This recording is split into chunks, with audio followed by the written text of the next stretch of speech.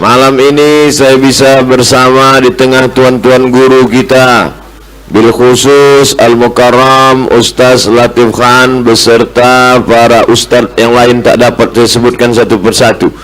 Untuk itu kita ucapkan syukur pada Allah dengan mengucapkan Alhamdulillahi Rabbil Alamin. Kita disatukan bukan karena suku, bukan karena bahasa, bukan karena kampung halaman. Berbagai macam suku bangsa ada di tempat ini, di Medan, Sumatera Utara.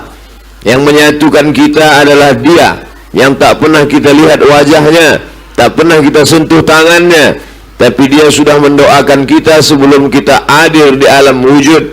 Maka kita balas budi baiknya dengan bersolawat, Allahumma salli ala Sayyidina Muhammad wa ala ali Sayyidina Muhammad. Datanglah surat dari gubernur namanya Abu Musa al-Ash'ari. Siapa nama gubernurnya? Abu Musa al-Ash'ari. Ketika itu yang menjadi Amirul Mukminin, pemimpin umat Islam, Sayyidina Umar ibnul Khattab radhiyallahu an. Kira-kira 17 tahun sesudah pindah ke kota Al-Madinah Al-Munawwarah. Isi surat itu adalah malu bertetangga, karena kalau datang surat orang Persia pakai tanggal, kalau datang surat dari Romawi pakai tanggal, kalau datang surat dari Koptik Mesir pakai tanggal, ada tahunnya. Sedangkan orang Islam waktu itu ada bulan Muharram, Safar, Rabiul Awal, Rabiul Akhir, Jumadil Awal, Jumadil Akhir, Rajab, Sya'ban, tapi tak ada tahunnya. Karena bangsa Arab, bangsa primitif, buta huruf, tidak punya peradaban, tak ada tahunnya. Kalau kebetulan waktu itu tahunnya banyak hujan banjir, mereka sebut dengan Amul Faydan, tahun banjir. Kebetulan Nabi Muhammad SAW lahir saat datang tentara bergajah, maka disebut gajah, bahasa Arab fil. Disebutlah Nabi Muhammad SAW lahir pada tahun Amul Fil. Ciri masyarakat primitif, tak ada kalender. Masyarakatnya wallazi ba'atsa fil ummiyina rasulan.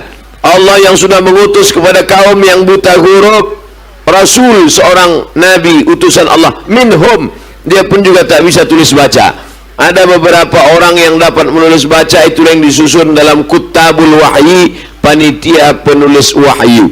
Akhirnya berkumpullah para sahabat, dikumpulkan oleh Sayyidina Umar ibnul Khattab. Agendanya bagaimana cara menetapkan kalender Islam. Masing-masing sahabat silakan memberikan pendapat. Kata sahabat yang pertama, wahai Sayyidina Umar, ya, bagaimana kalau kalender Islam itu kita mulai sejak turunnya wahyu? Turun wahyu itu dibuat tahun 1. Sahabat yang lain tak setuju. Kenapa? Karena wahyu turun, tapi tetap yang minum khamar tetap minum khamar, yang berzina tetap berzina, yang berjudi tetap berjudi. Tak ada perubahan. Maka momentum turunnya wahyu tidak layak untuk dijadikan sebagai tahun 1 Islam. Ada pendapat yang lain? Ada. Apa pendapatnya? Menurut saya, kata sahabat, bagaimana kalau tahun 1 Islam itu ditetapkan sejak lahirnya Nabi Muhammad SAW? Tapi pendapat ini pun ditolak, karena waktu Nabi lahir tak ada perubahan. Orang tetap minum khamar, orang tetap mabuk, orang tetap berjudi, orang tetap menyembah Lata, Uzza, Manat, Hubal, Jibti, Taghut, Naham. Tak ada perubahan. Maka tahun 1 dihitung dari lahirnya Nabi tidak diterima. Ada pendapat lain? Ada. Pendapat yang ketiga, bagaimana kalau tahun 1 Islam dimulai sejak Nabi meninggal dunia? Meninggal Nabi hari Senin, langsung dijadikan sebagai tahun 1. Ini pun juga tidak disetujui oleh sahabat, musyawarah mereka. Dan kita bersyukur pada Allah tidak disetujui tahun Nabi meninggal itu sebagai tahun 1. Bayangkan kalau Nabi meninggal dijadikan sebagai tahun 1, maka setiap menyambut tahun baru menangis sajalah kerja kita. Nama tahunnya bukan tahun hijrah, tapi tahun takziah. karena meninggal. Lahir Nabi tidak dijadikan tahun 1. Turun wahyu tidak dijadikan sebagai tahun 1. Nabi meninggal tidak dijadikan tahun 1. Lalu kemudian datanglah Sayyidina Ali. Dua pendapat. Pendapat pertama mengatakan Sayyidina Ali yang memberikan pendapat ini disetujui oleh Umar. Pendapat yang kedua mengatakan ini pendapat Sayyidina Umar. Andai dua-duanya kita terima tak jadi masalah, tak ada kaitan dengan akidah, maka diucapkan dalam pendapat yang keempat ini, al-hijratu tufarriqu bainal haqqi wal batil. Yang memisahkan antara yang hak dengan yang batil adalah hijrah. Maka disetujuilah pendapat yang keempat ini berdasarkan ijma' musyawarah antar sahabat Nabi radhiyallahu anhum ajma'in pada tahun ke-17 pada masa pemerintahan Sayyidina Umar bin Khattab, dan disetujui oleh para sahabat-sahabat Nabi sallallahu alaihi wasallam pada masa pemerintahan gubernur Abu Musa al-Ash'ari. Sampailah kita pada malam hari ini tahun 1440 Hijrah akan menyambut nanti tanggal berapa nanti? Tepat 31 Agustus, 1 September itu nanti pada tanggal 1 Muharram 1441. Andai tak sampai pun kita hidup nanti, insya Allah sudah kita sambut malam ini. Yang sampai umurnya alhamdulillah, yang tak sampai banyak juga yang takut mati. Saudaraku yang dimuliakan Allah Subhanahu wa taala, apa pelajaran yang bisa kita ambil dari yang saya sebutkan tadi? Bahwa sehebat-hebat Umar bin Khattab, walaupun Umar bin Khattab itu orang dijamin masuk surga, walaupun Umar bin Khattab itu sahabat Nabi pilihan, walaupun Umar bin Khattab itu tidak berani setan melewati jalan yang sudah dilewatinya. Kalau lewatlah setan di jalan si Singamangaraja, lewat Sayyidina Umar di jalan Singamaraja, maka setan tak berani lagi lewat. Gimana tadi Umar lewat Singamaraja? Mutar dia, takut. Sungguh pun begitu hebatnya iman Umar bin Khattab, tapi dia memutuskan tahun itu tetap berdasarkan musyawarah. Nah, ini paling penting, tetap berdasarkan musyawarah. Ini sekarang orang seenak otak dia saja menetapkan sesuatu, mentang-mentang dia punya kekuasaan, punya jabatan. Umar bin Khattab khalifah, Amirul Mukminin, pemimpin orang beriman, tidak dia tetapkan semena-mena, tapi dia tetap ajak musyawarah. Ini poin yang pertama. Ma khaba man istasyara wa ma nadima man istakhara. Tidak sia-sia orang yang mau musyawarah, dan tak akan menyesal orang yang mau minta pendapat orang lain. Saya pun juga begitu.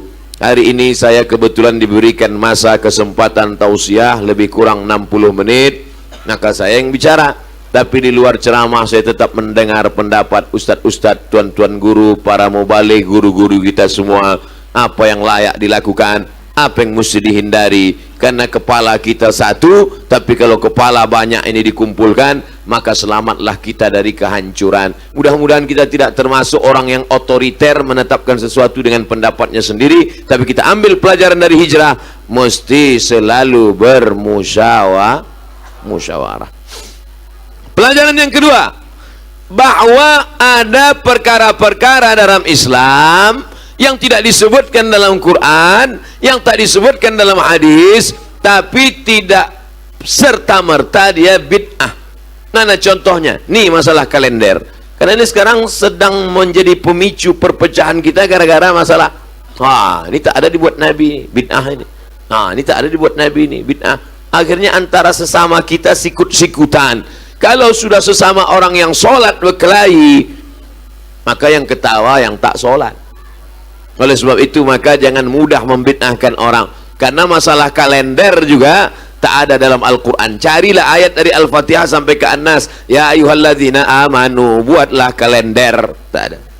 Ini murni ijma' para sahabat Nabi. Makanya kata Nabi SAW, alaikum bisunnati, ikuti sunnahku, wa sunnatil khulafa'ir rasyidin, dan sunnah khulafa'ir rasyidin min ba'di, sesudah aku mati nanti, addu alaiha bin nawajiz, gigitlah pakai gigi geraham. Ini cerita pertama. Saya mulai tausiah jam 9 kurang 15, akan berakhir jam 10 kurang 15. Setelah itu akan saya jawab pertanyaan-pertanyaan. Setelah itu kita akan pulang ke rumah masing-masing. Jangan pulang ke rumah orang.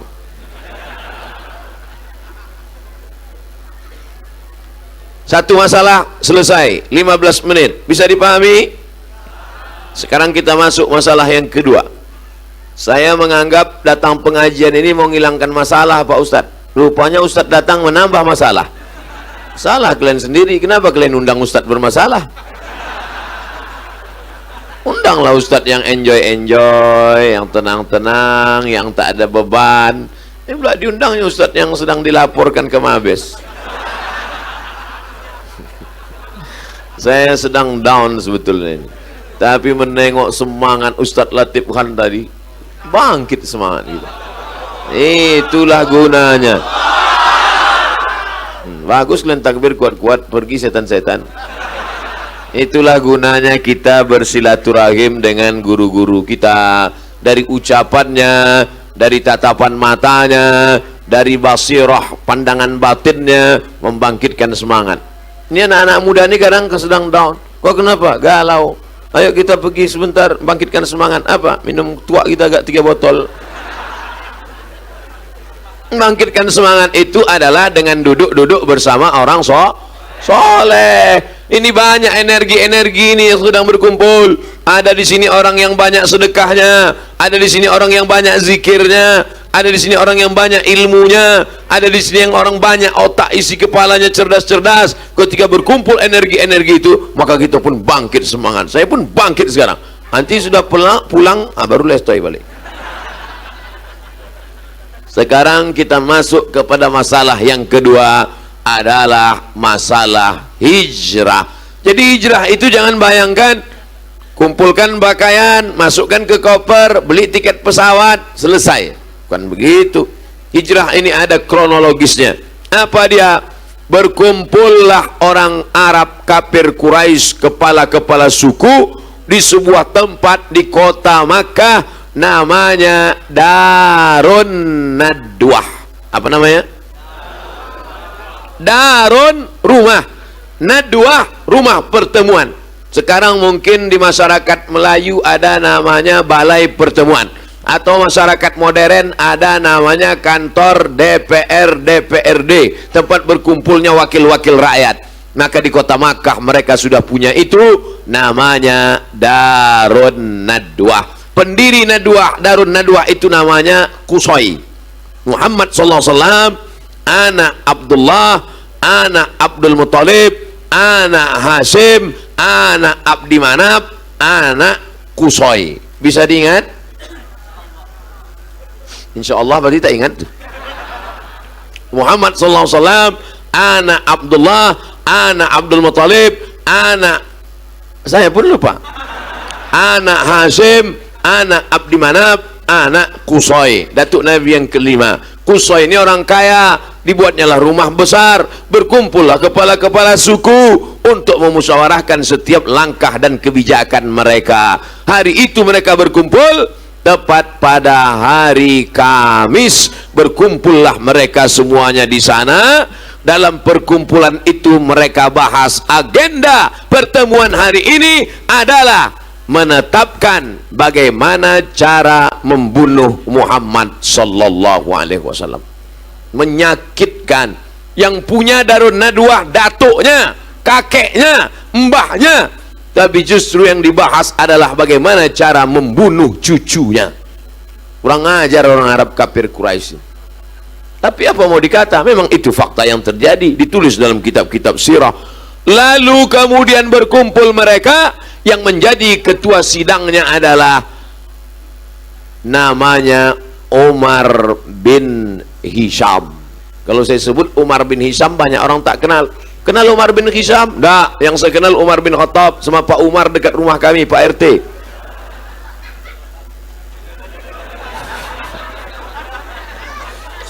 Namanya Umar bin Hisham.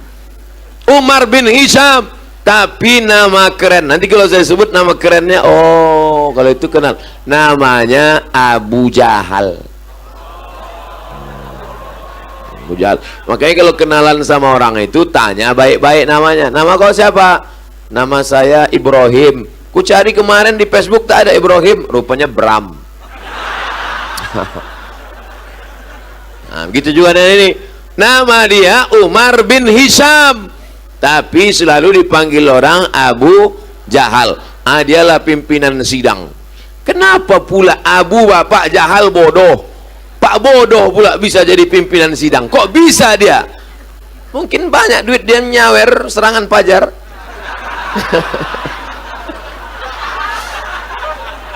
Sekarang kan tak penting mau bodoh mau apa, ijazah bisa dibeli, apapun bisa, semua udah. Yang penting duduk di situ kan. Nah, sampai mana ceritanya tadi? Pagi ini kebetulan sidang itu pagi. Kata si Umar bin Hisham alias Abu Jahal tadi, pagi ini agenda kita adalah bagaimana untuk menyelesaikan, memberantas, membunuh orang yang selama ini sudah membuat kekacauan stabilitas masyarakat kafir Quraisy. Dulu kita enak-enak saja, tiba-tiba datang dia satu ini harus kita habisi ini. Bagaimana cara membunuhnya? Saudara-saudara sekalian, ada yang bisa ngasih pendapat? Datang satu, angkat tangan ngasih pendapat. Tuan Kepala Sidang Abu Jahal, ya, menurut pendapat saya, kita antarkan dia ke tempat yang jauh. Kita cari tempat yang jauh, kita buang dia ke sana. Tenang kita di kota Makkah nih. Mau mabuk, mabuk. Mau berzina, zina. Mau mencuri, mencuri. Mau merampok, merampok. Supaya dia tidak mengganggu kita. Tangkap dia, ikat dia, naikkan ke onta, antar ke tempat yang jauh. Selesai. Tapi ada yang tak setuju. Saya kurang setuju. Kenapa kamu tak setuju? Karena Muhammad SAW itu punya aura, punya karisma kepemimpinan yang luar biasa. Nanti kalau kita buang dia ke tempat yang jauh, tiba-tiba di sana dia membuat kekuatan. Di sana nanti banyak pengikutnya, tiba-tiba dia balik ke kota Makkah, balas dendam dia, mati kita semua. Berpikir juga mereka, iya juga ya. Gawat ini nanti katanya kan. Kalau begitu pendapat pertama jangan diterima, tolak. Tanya lagi, ada pendapat yang kedua? Ada. Apa pendapatmu? Pendapat saya, Tuan Abu Jahal, tak usah kita antar dia jauh-jauh. Jadi bagaimana? Kita cari kayu yang kuat, kita buat kotak, kita tangkap Muhammad SAW, masukkan dia ke dalam, paku kuat-kuat, ikat dia, letakkan samping Ka'bah. Jangan kasih makan, jangan kasih minum, biarkan kering 3 hari, mati dia. Simple. Tapi pendapat ini ditolak juga. Kenapa? Karena sekeliling kota Makkah itu banyak pengikut Muhammad SAW. Dulu orang menyebut pengikut, kalau sekarang follower. Kalau sampai dia diusik, kalau sampai dia ditangkap, kalau sampai dia dikurung, dibiarkan dia kering di samping Ka'bah, mati, meninggal, maka ini Makkah akan bergejolak, mengamuk semuanya. Hati-hati. Jadi ternyata cerita-cerita ini mirip-mirip gitu juga, udah ada dari dulu, udah ada cerita lama ini. Kalau sampai dia diletakkan di samping Ka'bah, maka seluruh pengikutnya ini akan mengamuk. Kalau sudah mereka mengamuk, siapa yang mampu mengamankan kota Makkah Al-Mukarramah? Akhirnya terdiamlah mereka semua, bingung mereka. Cemana mengatasi? Cuman itulah hebatnya masyarakat jahiliyah ini. Sejahat-jahat jahiliyah, tak ada terpikir di kepala otak mereka waktu itu, bagaimana kalau kita santet aja dia? Tak ada. Tak ada. Saya baca buku sejarah itu, tak ada satupun pendapat gimana kalau kita curi rambutnya, kukunya, giginya, habis itu kita bawa ke dukun. Tak ada. Jadi kalau gitu mana yang lebih hebat jahatnya? Orang jahiliyah atau zaman sekarang? Zaman sekarang masih pakai santet lagi.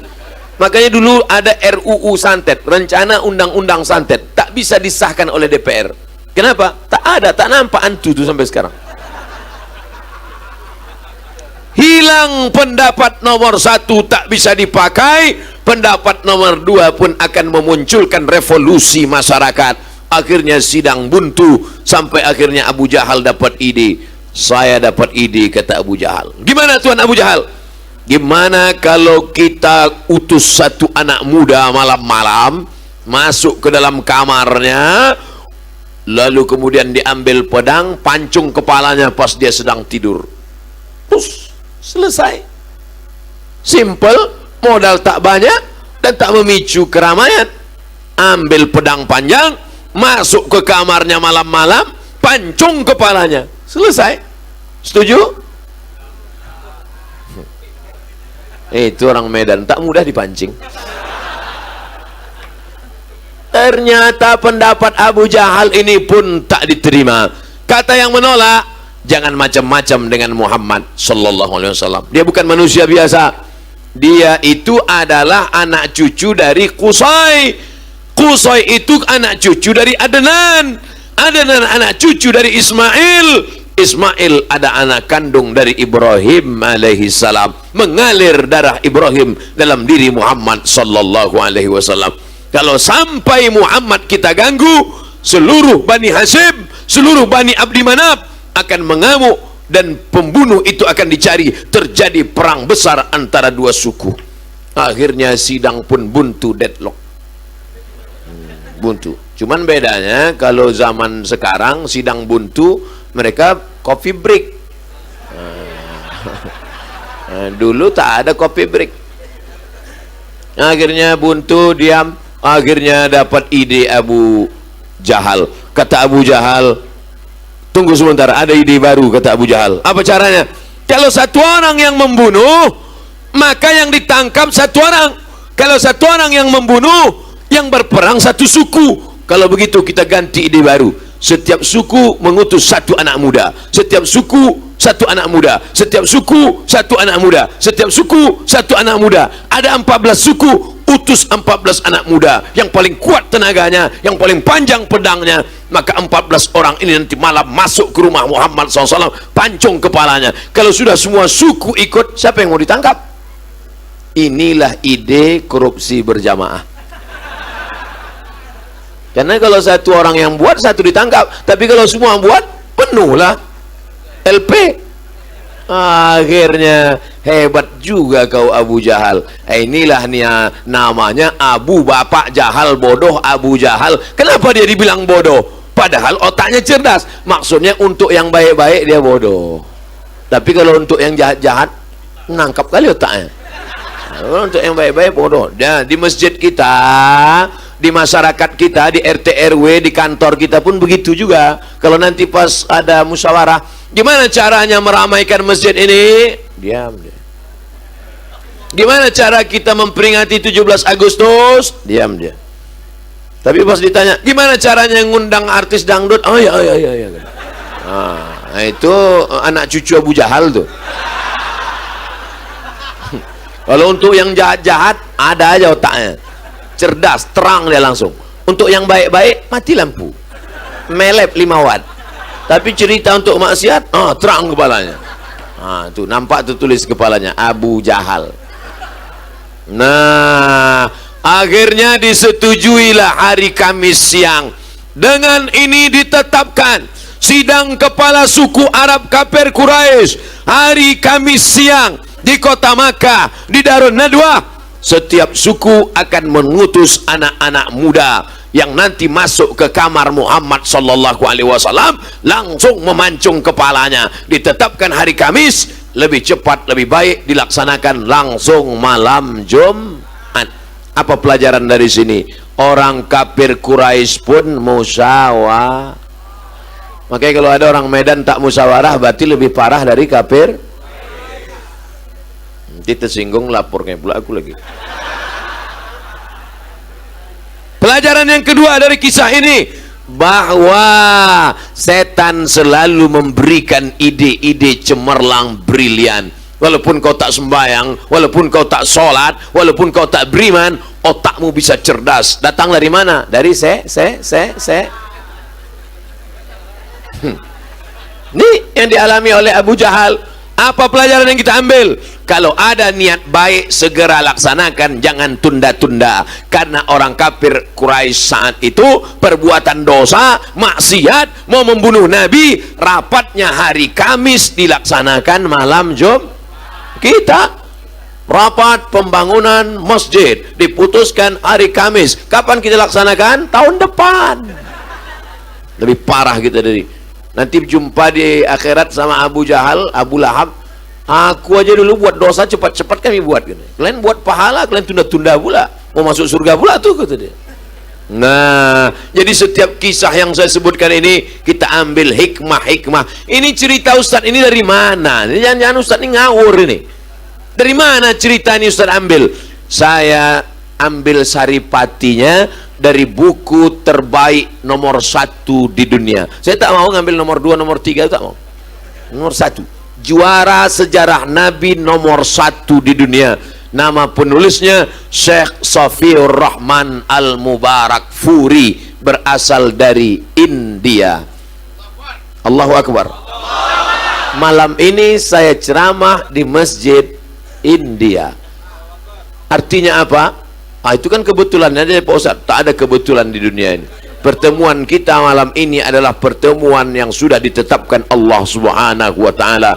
Mudah-mudahan semangat bagaimana dulu ulama-ulama datang ke Kota Medan mendirikan masjid ini 1887, sekarang sudah 2019, lebih 100 tahun lamanya. Kenapa tanah ini yang mereka pilih? Tentulah ada istikharah mereka yang diberikan Allah, ilham kepada mereka, diberikan Allah Ta'ala kepada Abdul Somad dan kita semua mengambil keberkahan pada masjid tua ini. Mudah-mudahan istiqomah mereka dulu sampai pula kepada kita, istiqomah mereka itu kita warisi insyaallah. Syekh Safiur Rahman Al-Mubarakfuri menceritakan kisah ini detail dalam bukunya yang berjudul Ar-Rahiq Al-Maktum, juara musabaqah sejarah Nabi nomor 1 di dunia. Ketika diadakan musabaqah di kota Makkah Al-Mukarramah, dapatkan buku terjemahannya kota-kota terdekat, di toko-toko di kota terdekat di kota Anda. Wah, ujung-ujungnya jual buku juga, bukan buku saya. Kalau buku ini kalian beli adik-adik, saya tak dapat untung seperak pun. Saya bukan jual buku, kecuali saya bilang belilah buku ini. Buku saya, buku saya bukan buku saya.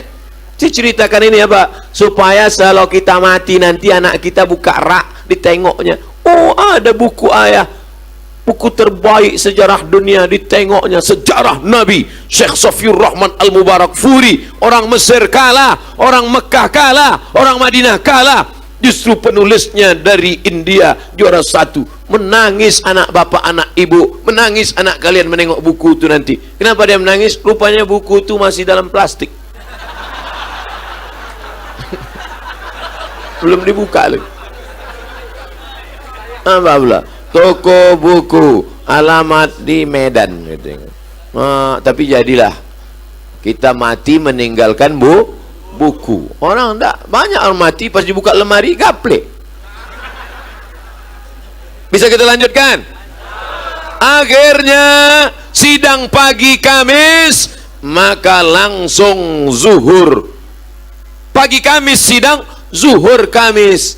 Datanglah Nabi Muhammad sallallahu alaihi wasallam ke rumah Abu Bakar Siddiq. Assalamualaikum ya Abu Bakrin Siddiq. Waalaikumsalam. Ada apa ya Rasulullah? Abu Bakar, nanti malam Jumat kita hijrah. Hah? Nanti malam hijrah? Ya. Kenapa begitu ya Rasulullah?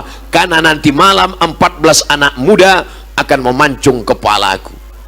Dari mana Nabi Muhammad tahu bahwa tadi pagi ada sidang rapat di Darun Nadwa? Rupanya rapat tertutup itu ada penyadap. Ada penyadap, ada CCTV di ruang itu. Siapa yang menyadap? Jibril alaihi salam. Begitu juga di sini. Saya yakin nih banyak penyadap nih. Kata Jibril, ya Muhammad sallallahu alaihi wasallam, pagi tadi hasil rapat di Darun Nadwa, nanti malam 14 anak muda akan memancung kepalamu, maka sebelum mereka masuk kau pergi hijrah. Baiklah, kata Nabi Muhammad sallallahu alaihi wasallam. Maka inilah pentingnya ada siasat mengumpulkan berita, termasuklah rekaman-rekaman malam ini supaya kita punya bahan Ada, jangan sampai liar ceramah-ceramah ini. Ini kalau dipelintir orang, dikat orang, dipotong orang tak bisa. Abdul Somad Selana ternyata ceramah memprovokasi masyarakat Medan. Enggak, ada rekaman lengkapnya. Di mana? Ini di Masjid Jami, Masjid India kemarin ada rekamannya. Hidup kan? Jangan sampai kita yakin betul. Was takbirnya bukan main. Allahu Akbar. Allah bertanya, ada rekamannya. Habis pula baterai Pak Ustaz. Nah, akhirnya kata Abu Bakar Siddiq, sami'na wa ata'na, kami siap hijrah wahai Rasulullah. Setelah memberitahu Abu Bakar, Nabi pun pulang ke rumah. Habis maghrib menunggu isya. Habis isya Nabi pun tidur. Itulah makanya Nabi mudah bangun tahajud malam, karena tidurnya setelah malam itu dihitung setelah isya. Isya jam 8, 9, 10, 11, 12, 1, 2, 3, 4, 5. Jadi malam itu semuanya 9 jam. Kalau ada ustadz berceramah, yang paling afdal salat tahajud adalah sepertiga malam. Jam berapa sepertiga malam itu Pak Ustadz? Jangan kau tanya-tanya. 8, 9, 10, 11, 12, 1, 2, 3, 4, 5. Maka yang dimaksud sepertiga malam itu adalah 12, 1, 2. Itu sepertiga malam. Paling bagus tahajud. Jadi kalau gitu Nabi itu tidurnya berapa jam? Tidur habis isya jam 8, 9, 10, 11, 12. Habis itu dia pun bangun tahajud. Kenapa kita payah bangun tahajud? Habis isya tak tidur. Malam nih, kecuali malam ini. Boleh bicara setelah isya dengan syarat bicara agama. Lain daripada itu makruh hukumnya. Makanya habis isya matikan lampu, tidur. Itu maka orang-orang dulu itu sehat-sehat badannya. Habis isya tidur. TV tak ada, internet tak ada, makan ikan asin, kangkung, tidur. Besok anak 10. Orang sekarang habis semua, lemah, letoy, loyo, longlai. Oleh sebab itu maka kalau mau tidur yang berkualitas adalah setelah isya. Itu tidur berkualitas. Alaikum bisunnati, ikuti sunnahku. Apa makna sunnah? Bukan sekedar sholatnya, bukan sekedar puasanya, tapi sampai tidurnya pun kita ikut. Nabi itu tidurnya tak banyak, sikit tapi berkualitas. Nabi itu tidurnya sikit, bukan macam kita, sikit-sikit tidur, sikit-sikit tidur. Ustadz nyindir kami ya? Enggak, saya sedang bercerita tentang diri saya sendiri. Saya di mobil tadi tidur, di hotel tidur, pulang tadi tidur, ini pun ntar lagi tidur. Saudara yang dimuliakan Allah Subhanahu wa taala, habis isya Nabi tidur, tengah malam dia pun bangun. Biasanya dia tahajud ke masjid. Nabi tahajud ke Masjidil Haram. Kenapa dia salat tahajud ke Masjidil Haram? Karena di Masjidil Haram sunyi, tak ada orang. Maka dia pergi ke masjid. Di situ dia rindu, maka dia pergi ke Masjidil Haram samping Ka'bah. Karena kalau salat zuhur, asar, maghrib, isya ke masjid, ditangkap kafir musyrik jahiliyah dia. Jadi nanti kalau ada orang dekat-dekat daerah sini tak pernah datang ke Masjid Jami ini, mohon maaf, jangan sindir dia, jangan singgung dia. Dia bukan tak mau sholat, dia takut dicekik Abu Jahal, Abu Lahab. Itu makanya dia, kau kenapa tak pernah ke masjid? Di mana rumahmu? Dekat dari masjid kan? Iya. Kenapa kau tak pernah ke masjid? Aku sebetulnya mau ke masjid, cuman kau kan baca sejarah yang diceritakan Ustaz Somad kemarin. Pernah rupanya Nabi itu sholat ke masjid waktu di Makkah? Tidak kan? Iya, kenapa? Takut dia dicekik Abu Jahal. Memang Nabi sholat zuhur, asar, maghrib tak ke masjid waktu di Makkah, tapi tahajud malam. Kau kenapa tak tahajud malam ke masjid? Dikunci. Emang kalau tak otak Abu Lahab tu ada aja alasannya. Nah, malam itu Nabi sholat di rumah karena dia sudah tahu bahwa ada orang akan datang. Bagaimana yang dilakukan Nabi? Nabi pergi, sebelum pergi disuruhnya tidur di tempat tidur dia itu adalah adik sewali. Ayah mereka adik beradik. Ayah Nabi namanya Abdullah, ayah dia namanya Abu Talib. maka dia bernama Ali bin Abi Thalib. Jarak umurnya berapa?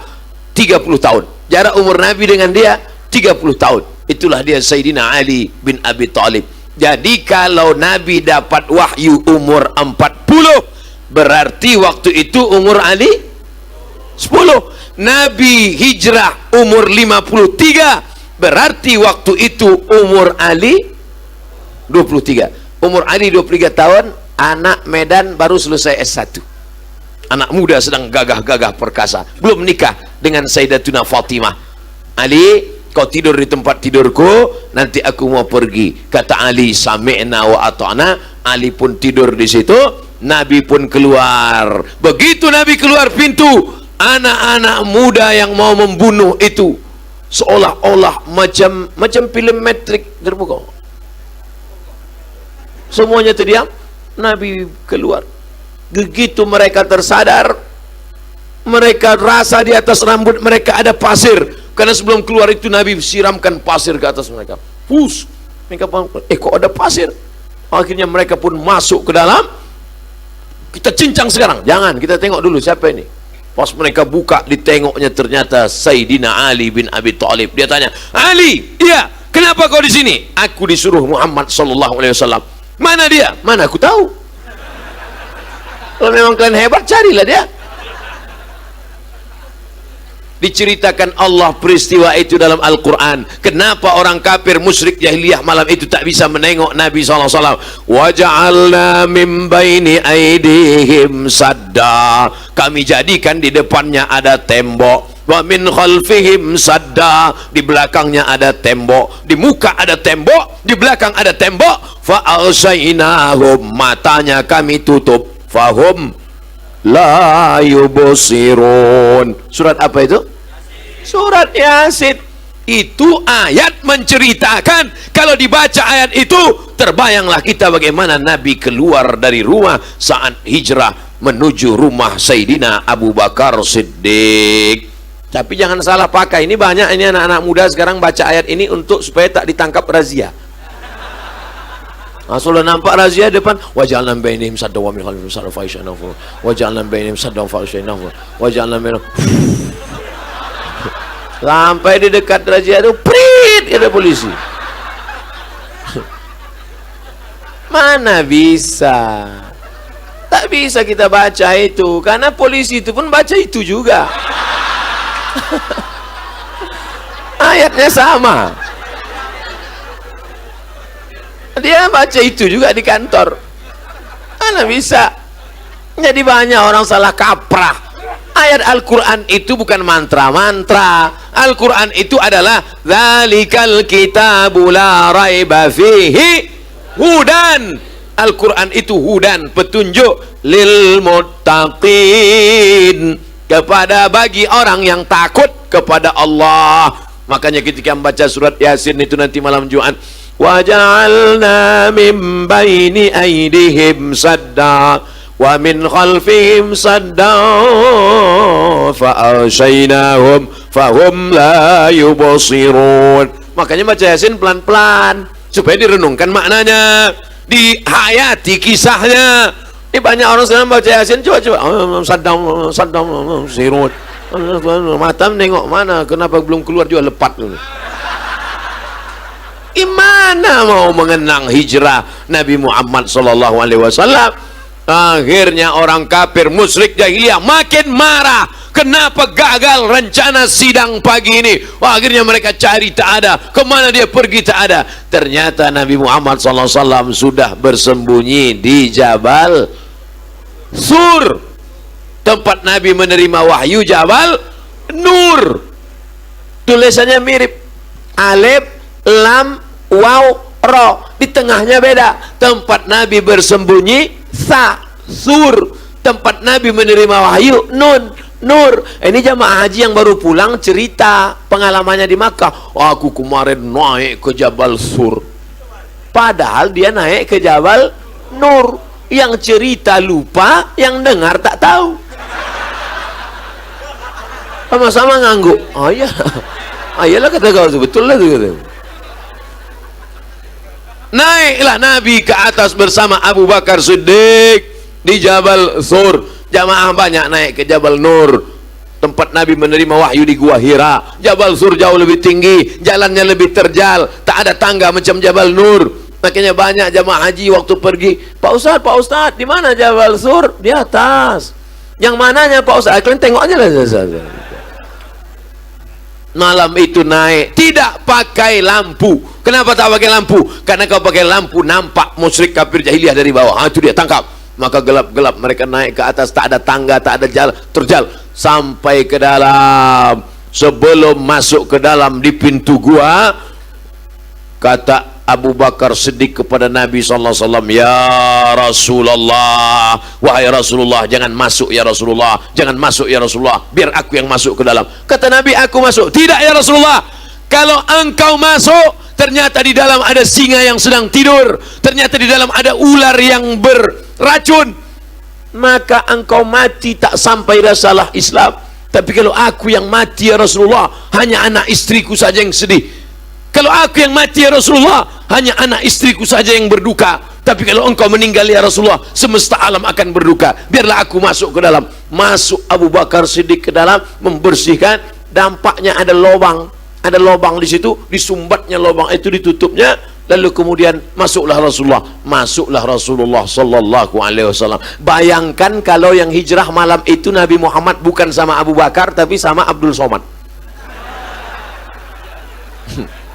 Pas mau masuk tuh apa kata Abdul Somad? Ya Rasulullah, engkau lah masuk duluan. Masuk Rasulullah.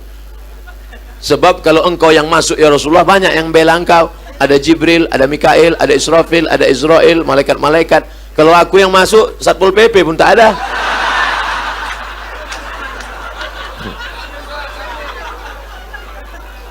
FPI belum ada lagi waktu itu. Apalagi PP belum ada waktu itu. Jadi apa maknanya? Bukti cinta kepada Rasulullah SAW adalah nyawa. Abu Bakar itu nyawa dia kasih. Akhirnya duduklah Sayyidina Abu Bakar, menutupi lubang yang ada itu, ditutupnya, kakinya diselonjorkannya ke depan. Datanglah Rasulullah SAW,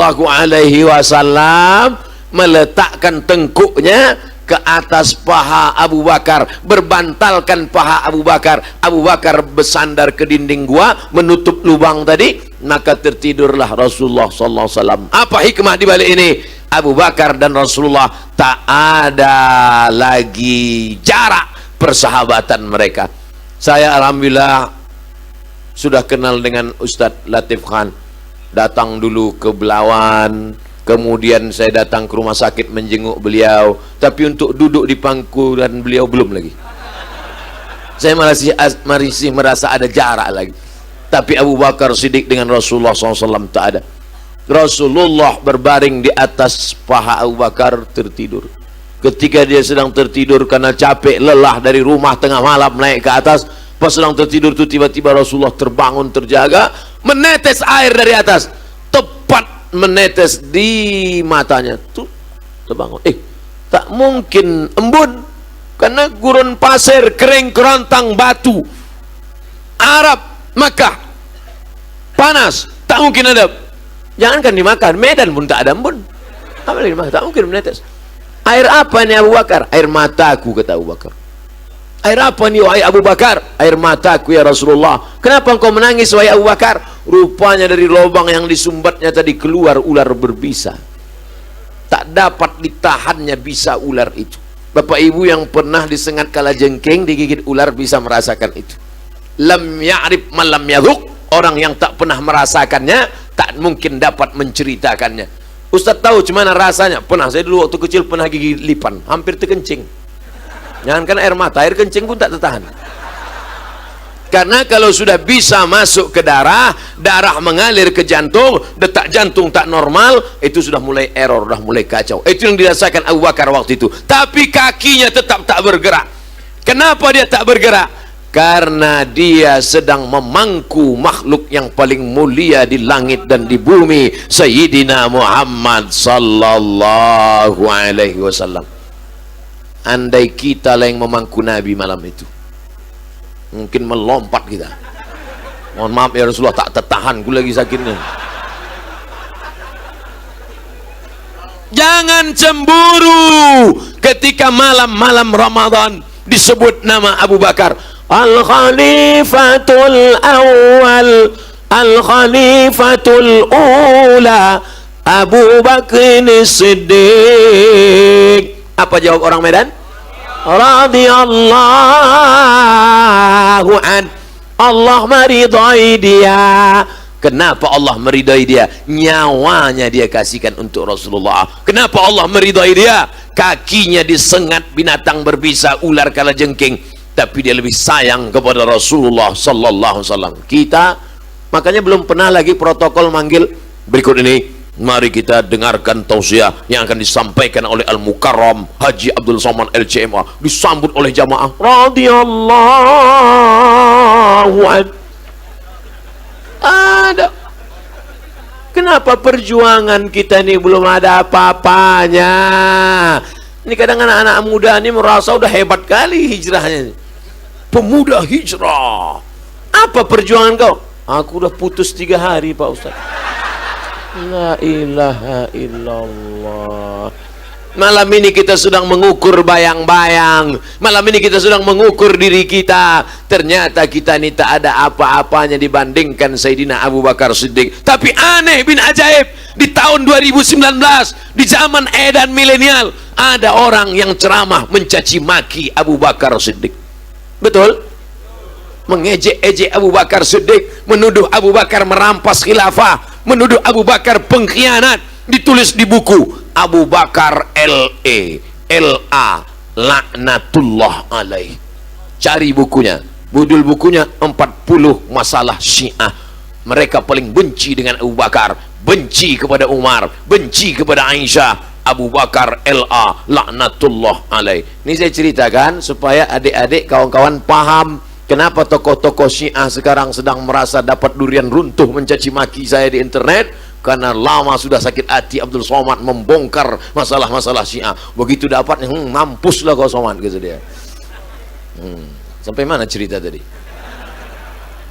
Saudara yang dimuliakan Allah Subhanahu wa taala, la tasubbu ashabi. Jangan kalian caci maki sahabatku. Lau anfaqa ahadukum mithla Uhudin zahaban. Andai ada di antara kalian yang bersedekah emas sebesar bukit Uhud, tak sampai sedekah kalian itu setengah mudnya Abu Bakar Siddiq. Kenapa? Kalau ada orang Medan sekarang bersedekah emas sebesar bukit Uhud, itu tak sampai setengah tapak tangan Abu Bakar. Kenapa? Karena orang sekarang bersedekah dalam keadaan aman. Abu Bakar bersedekah dalam keadaan kacau balau, terombang ambing. Mudah-mudahan walaupun kita tak sampai bersedekah sebesar bukit Uhud, tapi kita nanti didekatkan Allah dengan Abu Bakar, Umar, Utsman, Ali, Ahlu Bait dan Rasulullah sallallahu alaihi wasallam.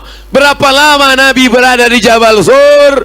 Malam Jumat, malam Sabtu, malam Ahad. 3 malam transit di atas. Kenapa transit? Nah, ini perlu dipelajari. Strategi. Hijrah ini perlu strategi. Jangan kata orang Jawa ujuk-ujuk. Jangan kita pikir hijrah itu tiba-tiba langkah kaki keluar dari rumah. Bismillahirrahmanirrahim. La haula wala quwata illa billah. Apa yang terjadi? Terjadilah. Mati-matilah. Bukan begitu hijrah itu. Transit dulu. Kenapa tak langsung saja ke Makkah? Karena kalau langsung di Makkah dikejar Abu Jahal, Abu Lahab. Karena kalau langsung ke Makkah langsung dicegat mereka. Tapi biarkan dulu, tenang. Setelah nanti mereka bingung mencari, baru keluar. Ini namanya strategi. Besok tanggal 26, 27, 28, 29, 30, 31. 6 hari lagi kita mau masuk 1 Muharram. Apa strategi kita menghadapi Muharram? Gimana strategi kau menghadapi Muharram? Ya, cuma yang di atas saja lah Pak Ustadz. Apa yang di atas? Cicak. Harus ada strategi. Komunitas pemuda hijrah, nih strategi kami untuk menghadapi tahun baru hijrah. Komunitas bapak-bapak hijrah, nih strategi kami menghadapi hijrah. Masalah sedekah, masalah infak, masalah persatuan umat, masalah pengajian. mesti ada strategi seperti yang dijalankan Nabi dan Abu Bakar Siddiq pada malam hijrah radhiyallahu an sallallahu alaihi wasallam. Siapa yang mengantar makanan ke atas? Jangan bayangkan Nabi ngangkat tangan, ya Allah kirimkanlah makanan, datang Jibril bawa makanan. Tidak begitu. Makanan dibawa oleh perempuan namanya Asma. Berita dari Makkah, hiruk pikuk itu mesti dibawa ke atas. Berita dari Makkah dibawa ke atas. Malam tidur di atas, siang mendengar berita. Malam tidur di atas, siang mendengar berita. Berita itu dibawa laki-laki namanya Abdullah bin Abu Bakar Siddiq. Hilang pula bahan. Yang tidur di tempat tidur Nabi Sayyidina Ali, yang menemani di atas Abu Bakar, yang membawa makanan Asma, yang membawa berita Abdullah. Di bawah mesti ada satu pura-pura ngangon kambing, ada satu orang pura-pura mengembalakan kambing, tapi tugas pokoknya bukan mengembala kambing, tapi mengamat-amati siapa yang kira-kira naik ke atas.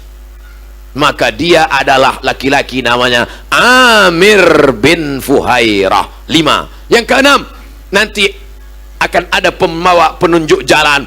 Ini dari Makkah ke Madinah tidak bisa jalur biasa. Kalau jalur biasa nanti kena cegat, kena tangkap. Pakai jalur khusus dari tepi Laut Merah. Yang tahu jalan itu namanya Ibnu Uraiqid, maka pakai jasa Ibnu Uraiqid. Inilah yang disebut kalau bahasa kampungnya job description. Bagi-bagi tugas. Coba kita pikir, yang menemani Nabi di atas Jabal Sur Abu Bakar apa Ali? Abu Bakar.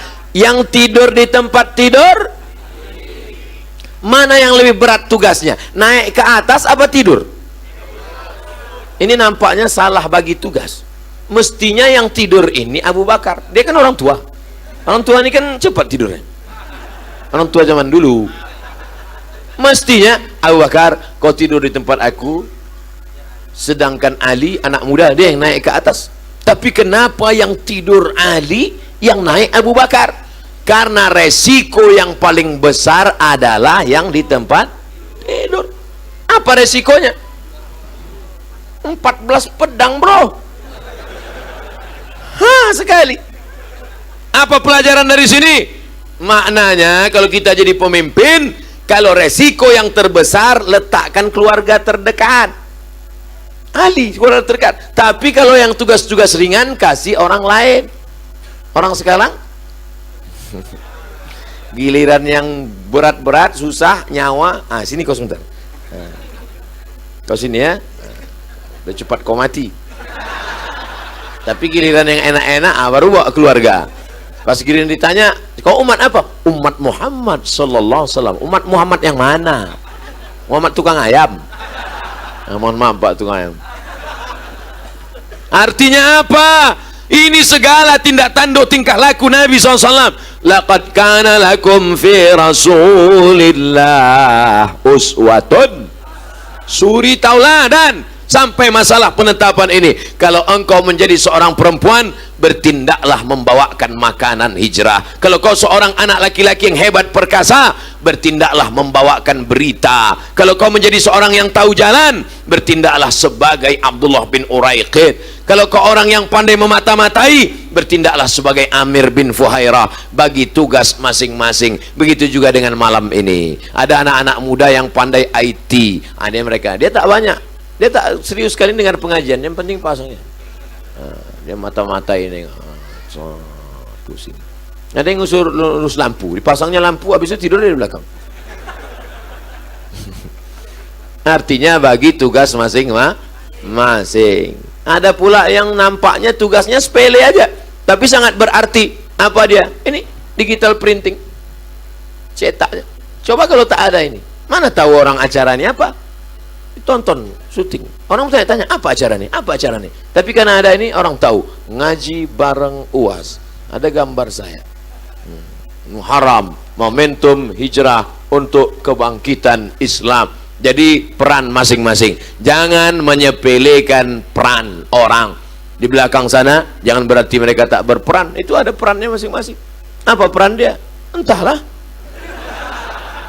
Kau udah bagi-bagi, mungkin dia menjaga tenda, mungkin dia yang dekat ibu-ibu itu, mungkin dia udah ditugaskan jaga jangan sampai anak-anak muda ini dekat-dekat sini. Ada anak gadis, kadang anak-anak muda, anak lajang ini dekat sini.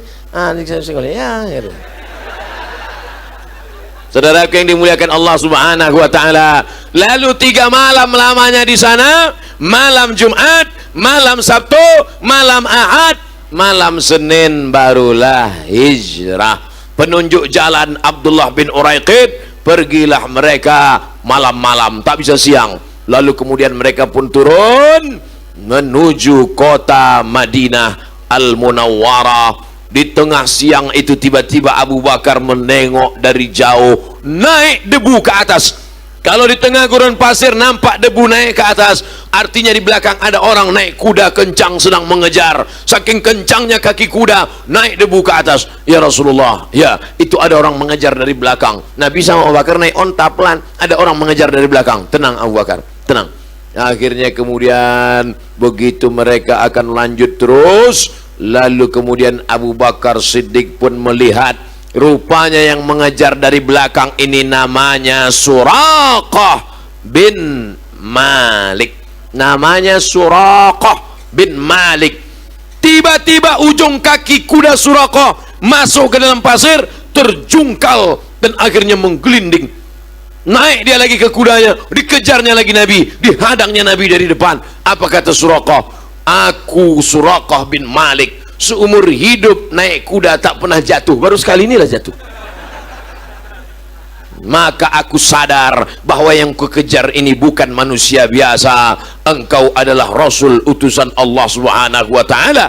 Maka dengan ini aku tidak jadi membunuh engkau. Kenapa dia semangat betul mengejar? Karena di Makkah sudah dibuat pengumuman, siapa yang bisa membawa kepala Muhammad hidup atau mati akan diberikan 100 ekor onta. 1 ekor onta 50 juta. Itu pun onta-onta yang udah tak laku lah, itu udah murah-murah. Onta-onta second lah. 50 juta kali 100 ekor sama dengan 50 juta kali 100, 5 miliar. 5 miliar itu kalau dibelikan cendol, oh, berenang kita. Berenang kita. Coba kalian bayangkan. Apa pelajaran dari sini? Apa pelajaran dari jatuhnya Suraqah? Ada orang keluar dari rumahnya, niatnya mau membunuh Nabi, niatnya mau dapat 100 ekor onta, niatnya jahat, tapi ternyata di tengah jalan dapat hidayah. Tapi ada orang dari rumahnya langkah kaki, bismillahi tawakkaltu ala Allah, la haula wala quwata illa billah. Mama, papa mau cari rezeki yang halal ya. Sampai di kantor makan haram. Di akhirat kau akan jumpa dengan Suraqah bin Malik, dan Suraqah tersenyum melihat engkau. Kata Suraqah, aku melangkah dari rumah mau memancung kepala Muhammad. Aku melangkah dari rumah mau makan haram, tapi di sana aku melihat mukjizat dan aku bertaubat kepada Allah. Tapi kau melangkah dari rumah niat mau cari harta halal, sampai di sana kau mainkan tanda tangan. Neraka jahanam tempatmu, bro. Renungan panjang tentang hijrah Nabi Muhammad sallallahu alaihi wasallam. Lalu apa permintaanmu wahai Muhammad? Aku akan balik ke Makkah. Apa kata Nabi? Aghib anna. Satu saja permintaan kun Suraqah, aghib anna, sembunyikan berita tentang kami seolah-olah kau tak pernah berjumpa dengan kami, maka pulanglah engkau. Suraqah pun kembali ke kota Makkah Al-Mukarramah, tidak membawa kepala Muhammad SAW, tidak membawa 100 ekor onta, tapi ada yang lebih mahal daripada 100 ekor onta, ada yang lebih mahal daripada darah. Apa dia? Keyakinan tentang Muhammad adalah Rasul utusan Allah sallallahu alaihi wasallam. Perjalanan dilanjutkan. Itulah mengapa perjalanan hijrah itu tak sama dengan Isra dan Mi'raj. Isra Mi'raj selesai. Minal masjidil haram ilal masjidil aqsa alladzi barakna hawla linuriyahu min ayatina. Selesai. Innama amruhu idza arada syai'an ay yaqula lahu kun Kenapa mesti 8 hari 8 malam? 8 hari 8 malam perjalanan itu. Lalu kemudian mereka pun terus naik onta bersama Abu Bakar Siddiq. Haus. Kebetulan ada air. Saya tak buat-buat, memang ceritanya begitu. Haus. Akhirnya mereka menengok ada peternakan kambing dan onta. Ada tradisi di masyarakat jahiliyah, boleh minta susu kambing. Itu dia. Sepelit-pelit orang jahiliyah, sebakhil-bakhil orang kafir musyrik, memang aturan tak tertulis kalau nampak di situ ada peternak boleh minta susu kambing. Akhirnya mereka pun minta lah, hei peternak kambing, ya kami minta susu kambing. Kata penjaga ternak, kalau kalian mau ambillah, tapi susu kambing tak ada, kering. Kambing kurus, tak ada hujan, tak ada masa paceklik. Kalau mau coba-coba, diambilnya satu, cobalah. Didoakan Nabi SAW, diletakkan Nabi tangannya ke atas, lalu diperah oleh Abu Bakar Siddiq, dapatlah satu gelas. Lalu kemudian disapu Abu Bakar, bagian bawah gelas itu disapunya. Dia tak ingin ada pasir yang jatuh ke jubah Nabi SAW. Setelah bersih, diberikannya ke Nabi. Nabi pun meminum. Ketika Nabi meminum, apa kata Abu Bakar Siddiq? Fasyariban Nabi hatta irtawaitu. Nabi minum air susu kambing sampai hausku hilang. Fasyariban Nabi hatta irtawaitu. Nabi minum sampai hausku hilang. Kalau saya sama Ustadz Musdar Bustamam, kawan saya dulu, sama-sama di Mesir, sama-sama di waktu haji ke Makkah. Duit tak ada, sama-sama mahasiswa, sama-sama susah. Duit tinggal sedikit, beliau pun beli minuman, minum. Lalu apa kata saya? Kulihat Ustadz Musdar minum, hausku pun menjadi-jadi.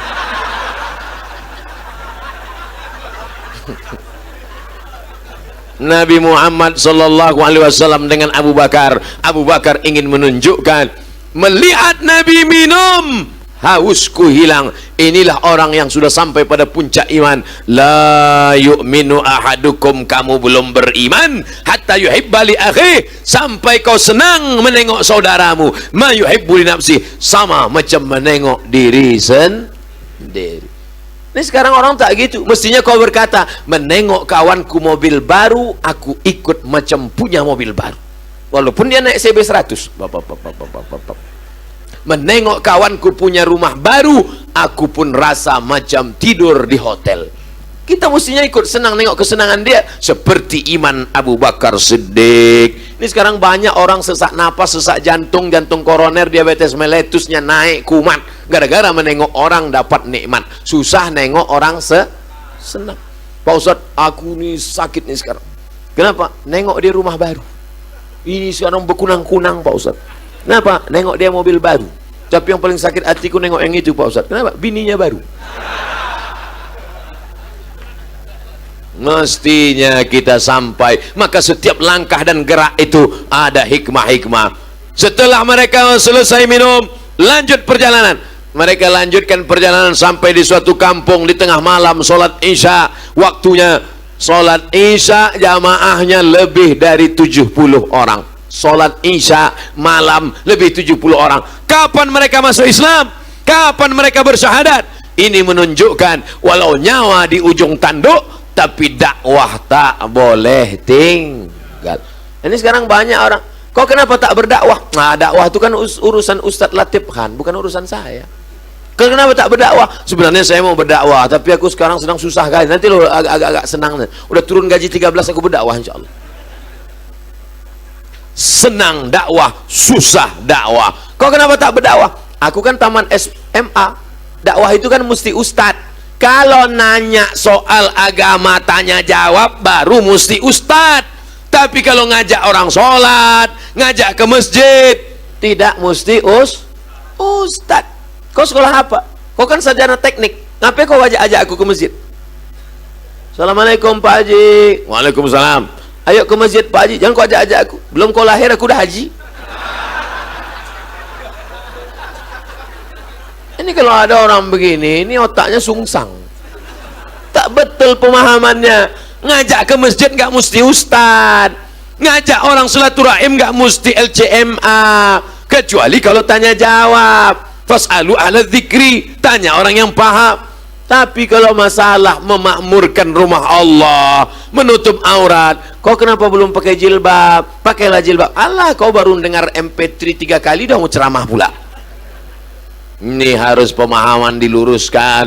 Ada orang-orang yang bukan ustadz, bukan doktor, bukan profesor, bukan tamat dari Ummul Qura Makkah, bukan tamat dari Jamiah Islamiyah Madinah, tapi dia lebih dulu masuk surga daripada kita. Kenapa? Karena dia berdakwah, mengajak orang dari jalan setan ke jalan Allah. Dia berdakwah di dalam klub-klub malam, berdakwah di terminal, berdakwah di gang-gang sempit. Abdul Somad tidak berdakwah. Abdul Somad hanya menyampaikan ayat-ayat Allah di dalam masjid, di tempat yang sudah orang baik-baik semua. Makanya saya cemburu melihat mereka. Mereka nanti jauh lebih dulu masuk surga. Mudah-mudahan mereka ini pula yang memberikan kita syafaat di akhirat nanti. Jangan sepelekan penampilan mereka, jangan sepelekan pendidikan mereka, karena Allah melihat hatinya yang bersih, dia selamat dari riya. Abdul Somad itu kan ceramah, followernya banyak, itu banyak, dia masih nengok like, dia masih subscribe, like and share. Tapi ada orang yang tak peduli kepada itu. Dia mengajak dari pintu ke pintu, tukang-tukang yang sedang bekerja, orang yang sedang berada di jalan, diajaknya ke rumah Allah. Ini ada pada saat hijrah Nabi Muhammad sallallahu alaihi wasallam. Malam itu genting, nyawa terancam, sempat berdakwah, ngajak orang masuk Islam, ajarkan sholat, langsung sholat isya berjamaah, langsung praktek, bukan teori. Ini sekarang banyak orang teori sholat, sholat menurut bahasa, sholat menurut istilah, sholat dalam kitab ini, sholat ini, sholat ini. Kau pernah sholat? Enggak. Lalu kemudian mereka lanjutkan perjalanan. Berangkat hari Ahad malam Senin, malam Selasa, malam Rabu, malam Kamis, malam Jumat, malam Sabtu, malam Ahad, malam Senin. Hari Senin sampai 8 hari 8 malam sampai di kota Al-Madinah Al-Munawwarah. Itulah yang kita kenal dengan Tala'al Badru alaina min saniyatil wada' wajaba syukru alaina mada'a lillahi da ayyuhal mab'usu fina jita bil amril muta' jita syarraftal madina marhaban ya khairada. Sampailah Nabi ke tempat namanya Taif. Di Taif ini 4 malam. Malam Selasa, malam Rabu, malam Kamis, malam Jumat. 4 malam di Taif. Berdiri satu masjid bernama Masjid Taif pula. Makanya kalau Ustaz itu salah kasih tahu. Diam-diam aja, lantaklah situ mau Taif mau apa, yang penting cepat selesai. Sampailah Nabi ke suatu tempat namanya Quba. Di Quba ini berdirilah satu masjid namanya Masjid Quba. Siapa yang sholat di Masjid Quba 2 rakaat sama dengan mendapatkan pahala umroh. Mudah-mudahan anak-anak muda ini semuanya sampai ke Masjid Quba. Yang tua-tua tak usah doakan lagi, udah banyak yang sampai.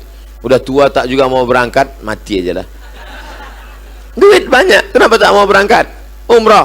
Al-umratu ilal umrati kafaratul lima bainahuma. Oh Ustaz Somad, jadi kalau kita sholat sunat di Masjid Quba itu dapat pahala umroh ya? Aku kemarin umroh nggak sempat sholat di situ Pak Ustaz. Kenapa? Asik berfoto. Saudara-saudara, kita sedang berada di Masjid Quba ini sekarang. Tak sempat sholat sunat. Mudah-mudahan yang belum sempat sholat sunat nanti umroh bulan Januari insya Allah bersama Ustadz Abdul Somad. Dah masuk iklan 1 selesai. Apa pelajaran dari sini? Di mana kakimu memijak tanah, disitulah engkau membangun masjid. Saya sampai di Kuala Lumpur, ceramah, Ustaz Somad, besok kita tak ada ceramah, kita jalan-jalan. Kita jalan-jalan kemana Pak Cik? Ke Masjid India. Di Kuala Lumpur ada Masjid India. Di Medan ada Masjid India. Dipukul ombak, dihempas gelombang, mereka datang dari daratan Gujarat sampai kemari. Makanya pakai kain sarung itu adalah tradisi masyarakat India. Pakai kain sarung. Kalau di Mesir jangan kalian pakai kain sarung. Maroko orang tak ada pakai kain sarung. Di Mesir Makanya kain sarung. Dulu saya kecil masih ingat emak kami, datuk kami, nenek kami, ini ada kain madras. Rupanya madras itu nama kota di India. Dan memang Islam kita ini adalah datangnya ulama-ulama dari India. Mereka ini sekaligus pedagang. Mereka kaya-kaya. Mereka beli tanah, mereka bangun masjid. Bayangkan 1887, lebih 1 abad, mengalir pahala kita malam ini kepada ulama-ulama, pedagang-pedagang, orang-orang kaya yang dulu mendirikan masjid ini. Apa pelajaran yang kita ambil dari sini? Anak-anak muda yang hadir malam ini mestilah jadi saudagar-saudagar kaya, entrepreneur di masa akan datang.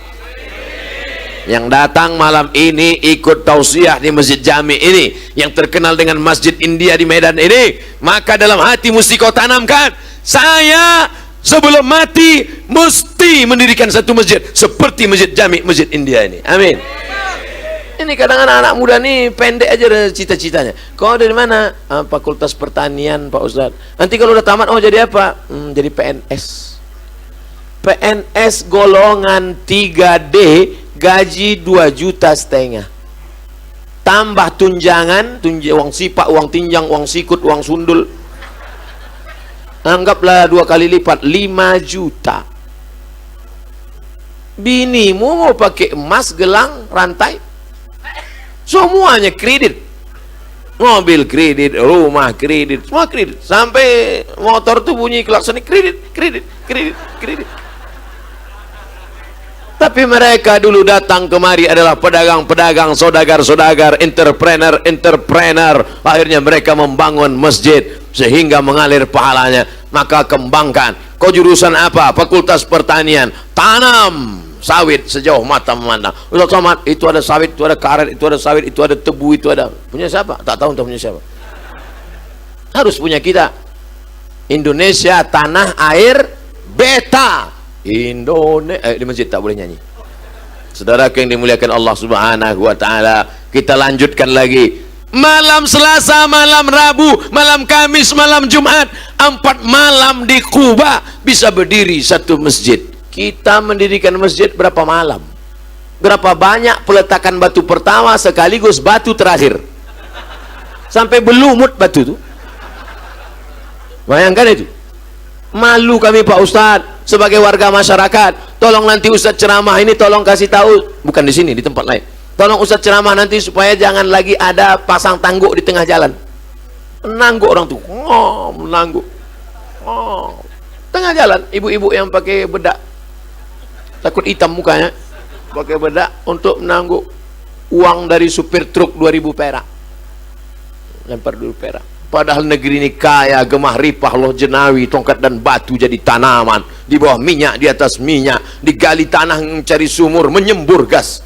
Tapi 2.000 perak di jalan ditangguk untuk masjid. Laknat Allah bagi orang yang bakhil, pelit. Laknat Allah bagi penguasa yang tak meletakkan nikmat dari bumi Allah diletakkan di atas muka bumi Allah. Masjid untuk menyembah Allah Subhanahu wa taala. Semua akan dituntut diminta tanggung jawab di hadapan Allah Subhanahu wa taala.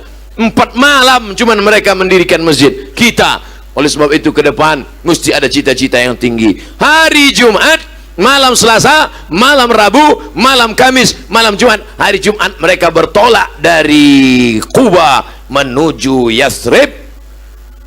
Pas masuk waktu sholat Jumat, sampai di kampung Bani Salamah, maka kemudian Nabi pun melaksanakan sholat Jumat. Tempat kening Nabi sholat Jumat itu yang disebut dengan Masjid Al-Jumu'ah.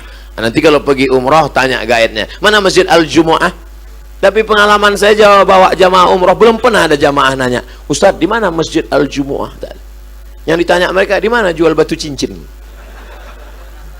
Di mana jual Ustadz tolong tunjukkan di mana jual tasbih tolong onta. Lama memilih tasbih, lebih lama pula milih tasbih daripada bertasbih. Na'udzubillah. Itu pun sudah dapat tasbih, bawa balik ke kampung, digantungkan ke kaca spion. La ilaha illallah Muhammad Rasulullah.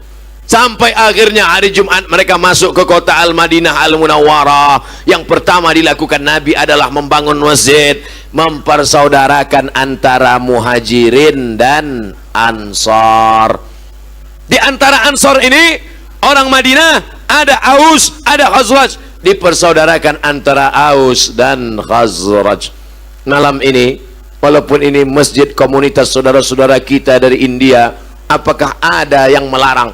Ustaz Somad, karena hidung kau pesek, kau jangan ceramah sini. Tak ada. Tak dilihat kau datang dari mana, tak dilihat kau suku apa, semuanya mengatakan la ilaha illallah Muhammadur Rasulullah. La farqa bainal arabi wal ajam. Tak ada beda antara yang Arab dengan yang bukan Arab. Wala farqa bainal abyadi wal aswad. Tak ada beda antara yang kulit putih dengan kulit hitam. Kullukum min Adam. Semua dari Adam. Wa Adam min turab. Adam dari tanah. Dari tanah balik kepada tanah. Apa yang disombongkan? Apa yang diangkuhkan? Oleh sebab itu yang ditengok adalah amal. Innallaha la yanzuru ila ajsamikum. Allah tak menengok badan kamu. Wala ila suwarikum. Allah tak menengok rupa wajah kamu. Walakin yanzuru ila qulubikum. Yang ditengok Allah hati kamu. Wa a'malikum. Dan amal kamu. Ada zahir, ada batin. Yang zahir amal, kerja. Yang batin hati yang bersih. Bersih hati, bersih amal. Berani menghadap Allah subhanahu wa ta'ala. Itulah pelajaran. Oh, tadi saya janji dari jam 9 kurang 15 sampai jam 10 kurang 15. Rupanya sekarang sudah jam 10 lewat 5. Maka saya sudah korupsi 20 menit. Kenapa tiba-tiba Ustaz semangat malam ini? Rupanya tanah bertuah yang dipilih didirikan Masjid Jami ini membuat kita bersemangat. Semangat mereka pula lah yang membangkitkan kita semangat menghadapi tahun hijrah 1441 hijriah ini, insyaallah. Amin ya rabbal alamin. Takbir. Apakah ceramah Ustaz Somad ini cukup? Ceramah Ustaz Somad tentang hijrah yang disampaikan malam ini 1 jam lebih 20 menit ini hanya seujung kuku. Makanya nanti kalau ada tablik akbar di Tanah Lapang Merdeka, kalau ada lagi tablik akbar di Masjid Agung, kalau ada lagi tablik akbar di Masjid Raya, kuncinya datang, duduk, dengar, diam. Ngantuk-ngantuk sikit tak apa-apa, diampunkan Allah SWT. Ngantuk. Nanti kalau ditegur kawan, kok kenapa ngantuk pengajian? Tidur adalah ibadah.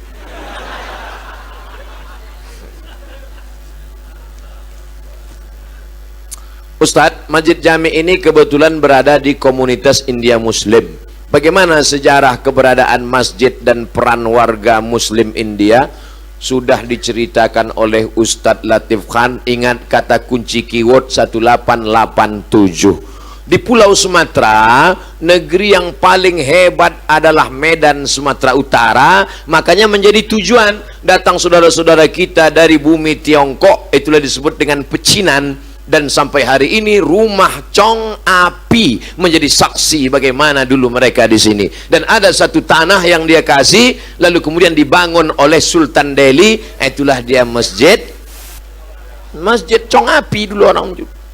Ditanyakan ke Buya Hamka bagaimana ini. Kata Buya Hamka tak ada masalah, tak ada apa-apa. Dan dalam kitab fikih pula dikatakan kalau ada non muslim bersedekah maka Allah langsung membalasnya di dunia. Bayangkan itu. Makanya kalau ada orang baik-baik, dia tak seakidah dengan kita, mau ngasih, ambil. Kalau mau selamat di dunia akhirat, ajak dia bersyahadat. Ajak dia, kau nanti dibalas Allah di dunia. Tapi kalau kau mau balas 2 kali di akhirat, kau sebutkan keywordnya. Asyhadu an la ilaha illallah. Masalah sunat, tak sakit kali, kasih tahu. Sakit sikit aja. Nah, adapun saudara kita dari komunitas Muslim India, datanglah kemari. Sebagian pula datang dari India Tamil yang Hindu. Maka kita mengenal ada kampung keling. Dulu orang Inggris datang kemari untuk apa? Mengambil tembakau, karet, rempah-rempah. Makanya ada rel kereta api peninggalan Inggris, Belanda, segala macam, kerajaan multi. Makanya kalau ada orang mau mengajar orang Medan bagaimana hidup bernegara, bagaimana hidup berkomunitas, bagaimana hidup berbeda, lalu diceramahinya orang Medan, itu sama dengan mengajar itik berenang. Nah, Bapak Ibu Saudaraku, kalau baca kitab Sunan Tirmidzi ditulis oleh Imam Abu Isa At-Tirmidzi, tak paham, baca syarahnya. Apa nama kitab syarahnya? Syarah Sunan Tirmidzi itu namanya Tuhfatul Ahwadhi, ditulis oleh Imam Al-Mubarakfuri dari India. Begitu juga dengan Aunul Ma'bud. Banyak ulama-ulama kita yang datang dari India. Ada pesantren terbesar di dunia, itu namanya Nadwatul Ulama, yang ditulis oleh Imam Abul Hasan An-Nadwi. Abul Hasan An-Nadwi. Banyak orang Medan sekolah di Nadwatul Ulama. Begitu juga dengan di nama negerinya Lucknow di India. Jadi India pernah menjadi pusat peradaban Islam. Itulah mengapa sampai hari ini sejarah-sejarah. Makanya kata Cak Nun, MH Ainun Najib, hebat Allah memperlihatkan di dunia. India yang komunitasnya Hindu, tapi justru objek wisatanya Islam. Apa dia? Taj Mahal. Kita yang komunitasnya Islam, justru objek wisatanya adalah Candi Borobudur. Allah Subhanahu wa taala mau menunjukkan begitulah hebatnya dulu Islam di India, dan mereka datang membawa Islam ke tempat kita. Makanya beberapa budayanya kelihatan sampai hari ini, dari mulai kain sarungnya, dari mulai mazhab, karena Gujarat ini bermazhab Syafi'i, selainnya bermazhab Hanafi. Makanya komunitas yang datang bermazhab Syafi'i, walaupun sebagian ada bermazhab Hanafi. Dan ketika Islam sudah mulai runtuh, heboh dengan politik, tapi kemudian datang gerakan baru, juga datang dari bumi India, yang dibawa oleh Maulana Ilyas, lalu kemudian Maulana Zakaria Kandahlawi, lalu kemudian datanglah orang berbondong-bondong. Beliau tak pernah menyebut jamaah tabligh, orang yang menyebut, karena pesannya adalah tabligh, mengajak apapun partaimu, apapun golonganmu, apapun bangsamu, apapun sukumu, yang penting ramaikan masjid, hidupkan sunnah-sunnah Rasulullah sallallahu alaihi wasallam. Orang lain aja mengejek. Jamaah apa tuh? Jamaah tabligh. Jamaah apa tuh? Jamaah kompor. Jamaah tuh? Jamaah KUPJ, kelompok Ustadz Panjang Janggui, kata.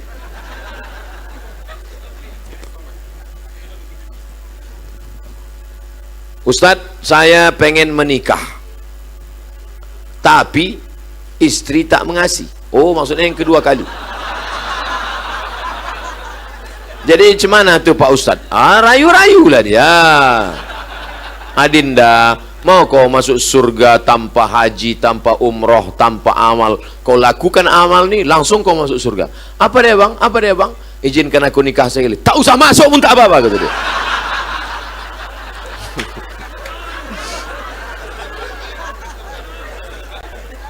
Itu dia tadi bukan nanya, dia mancing-mancing aja.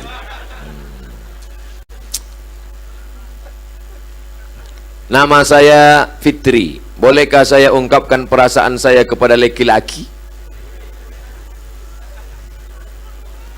Bolehkah saya mengungkapkan perasaan saya kepada laki-laki yang saya cintai?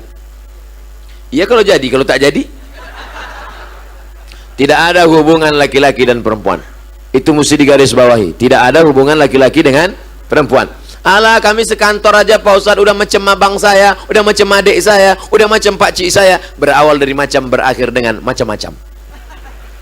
Jadi kalau kalian suka pada perempuan, bukan kalian langsung ngomong sama dia, tapi kalian cari walinya. Begitu juga dengan kalian wahai perempuan, bukan kau langsung ngomong ke laki-laki itu, tapi ada wali. Wali itulah nanti ngomong. Apakah langsung Khadijah berkata kepada Nabi Muhammad SAW? Tidak.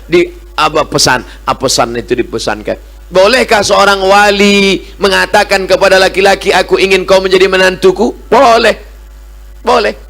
Kenapa? Karena niat baik mesti disampaikan. Orang-orang baik. Ini banyak nih anak-anak muda yang laki-laki yang soleh-soleh, yang baik-baik.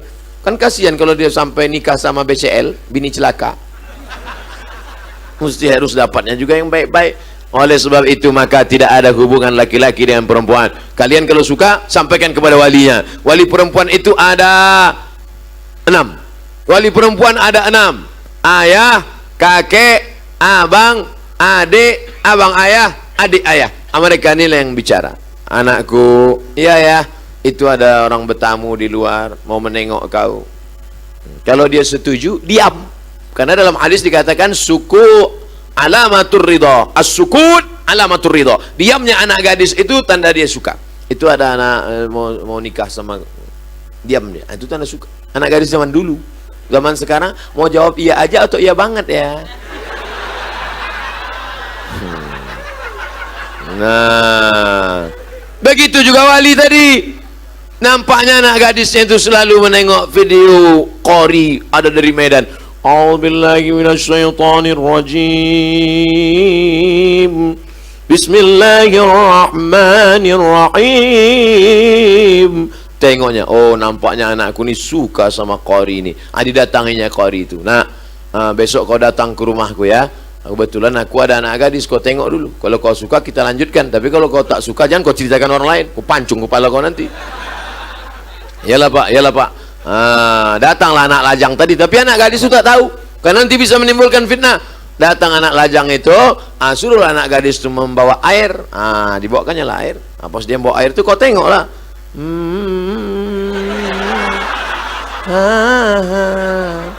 Pas tengok, amak tak jadi lepak.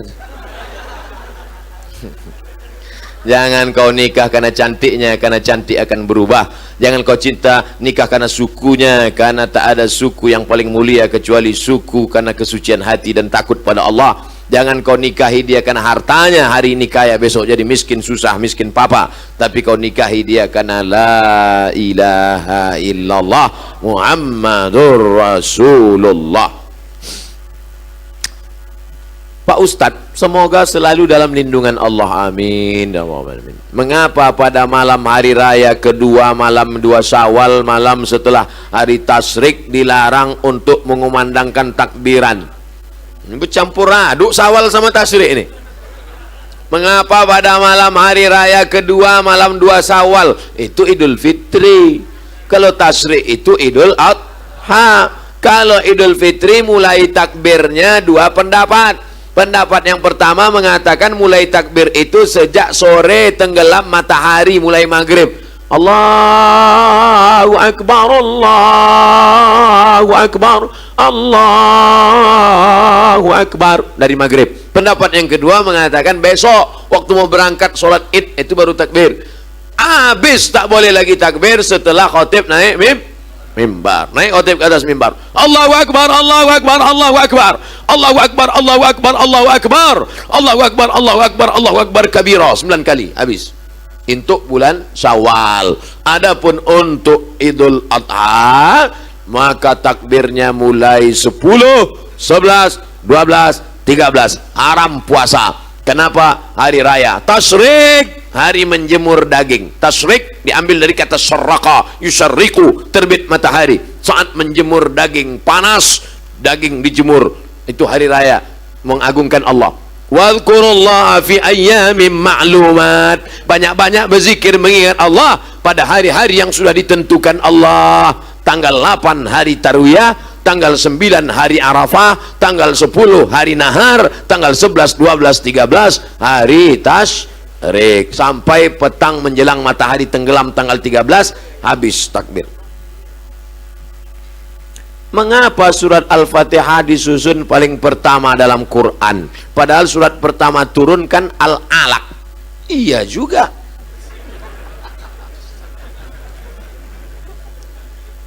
Di Medan ini kita kalau tanya jawab cerdas pertanyaannya. Nampak betul orang Medan ini hebat-hebat ilmunya. Tempat lain tanya, Ustadz, kenapa Nabi Adam sama Hawa itu nikahnya siapa pak kuahnya? Gitu. Awak pun bingung jawab. Kalau ini kan ilmiah dia. Turunlah wahyu pertama kali ketika Nabi sedang berada di Jabal Nur di Gua Hira. Iqra bismi rabbikal ladzi khalaq, khalaqal insana min 'alaqin, iqra wa rabbukal akramul ladzi 'allama bil qalam, 'allamal insana ma lam ya'lam. Nabi pun menggigil kedinginan, turun ke bawah sampai di bawah, lalu kemudian dia minta kedinginan, diselimuti oleh Khadijah. Ketika sedang diselimuti turun ayat, ya ayyuhal muddatsir, hai orang berselimut, qum, bangun, fa'anzir, beri peringatan. Lalu dia pun disuruh beri peringatan. Siapa yang mesti diberi peringatan? Turun yang ketiga, wa anzir ashiratakal aqrabin, berilah peringatan kerabat-kerabat dekatmu. Dipanggillah pakciknya, pamannya, bibinya semua, dibawanya ke depan bukit Jabal Sofa, Jabal Marwah, bukit Sofa, bukit Marwah. Nabi pun naik ke atas bukit Sofa. Sampai di atas bukit Sofa, Nabi berkata kepada orang Makkah, hai penduduk Makkah, Kalau kukatakan di belakang Jabal Abi Quwais ini ada kafir musyrik yang mau menyerang kita, apakah kalian percaya? Sadaqnaka, kami percaya ya Rasulullah. Kalau kukatakan di belakang ini ada musuh mau menghancurkan Makkah, apa kalian percaya? Kami percaya ya Rasulullah. Kalau kukatakan aku sudah dapat wahyu dari Jibril, aku nabi, kalian percaya? Datang Abu Lahab, tabban laka ya Muhammad, celaka kau Muhammad. Turun ayat, tabbat yada abi lahabi wa tabba ma aghna anhu maluhu wa ma kasaba sayasla naran dzata lahab wa imra'atuhu hammalatal hatab. Jadi kalau begitu susunan Al-Quran, yang pertama Iqra, yang kedua ya ayyuhal muddatsir, yang ketiga wa anzir asyiratakal aqrabin, yang keempat tabbat yada abi lahabi wa tab. Pas kita buka Quran sekarang di Medan, yang pertama Al-Fatihah, yang kedua Alif Lam Mim. Jadi Quran mana Quran Medan nih? Quran yang ada di Lauhil Mahfuz, fi Lauhim Mahfuz, yang ada di Lauhim Mahfuz itu susunannya pas macam susunan yang ada di Medan. Al-Fatihah, Al-Baqarah, Ali Imran, An-Nisa, Al-Maidah, susunannya pas. Lalu kemudian turun ke tempat transit namanya Baitul Izzah. Turun di tempat Baitul Izzah, berhenti dia di Baitul Izzah. Lalu dari Baitul Izzah turun ke Nabi. Itulah yang menurut susunan secara historikal, secara sejarah tadi. Datang Jibril membawa Iqra, datang Jibril membawa ya ayyuhal muddatsir, datang Jibril membawa wa asyiratakal akrabin, datang Jibril membawa tabbat syada, datang orang bertanya tentang haid, turun ayat haid, yas'alunaka anil mahid qul huwa adza, datang orang bertanya tentang sedekah, yas'alunaka anil madza yunfiqun, bertanya mereka tentang khamar, yas'alunaka anil khamri wal maisir. Lalu kemudian menjelang Nabi meninggal dunia, disusun lagi Al-Quran itu persis seperti susunan yang ada di Lauhil Mahfuz. Makanya mukjizat Al-Quran diantaranya adalah mukjizat cara turunnya. Turun acak 22 tahun 2 bulan 22 hari, 22 tahun 2 bulan 22 hari. Susunnya acak kadut kacau balau, tapi bisa disusun ulang sebelum Nabi meninggal persis seperti susunan yang ada di Lauhil Mahfuz. Jelas? Jadi Pak Ustadz, sebelum Nabi meninggal Quran itu sudah tersusun macam yang sekarang? Ya, macam sekarang, tapi ada di kepala sahabat, sudah macam ada sekarang. Al-Fatihah, Al-Baqarah, Ali Imran, An-Nisa, Al-Maidah sampai An-Nas, tapi tak ada wujudnya zahir, adanya di kepala mereka. Dalam bentuk apa? Dalam bentuk Quran digital. Main klik-klik aja, klik Al-Baqarah muncul, klik tiba-tiba yang di dalam kepalanya klik-klik tadi meninggal gara-gara memerangi nabi palsu, namanya Musailamah Al-Kadzab, nama kampungnya Yamamah, dibuatnya surat palsu. Wal fil wa ma adraka mal fil lahu zailun tawil, demi gajah, tahukah kamu apa gajah itu? Ekornya panjang. Datang Abu Bakar Siddiq, perang, maka diperanginya lah si nabi palsu tadi, meninggal 70 orang penghafal Quran. Datanglah Umar bin Khattab menjumpai Abu Bakar, wahai Abu Bakar, ya ini Quran nampaknya harus kita bukukan jadi satu buku, karena Quran yang ada di kepala tadi udah banyak penghafalnya yang meninggal. Apa hikmah dari sini? Bahwa tentara-tentara zaman Abu Bakar itu adalah para penghafal Quran.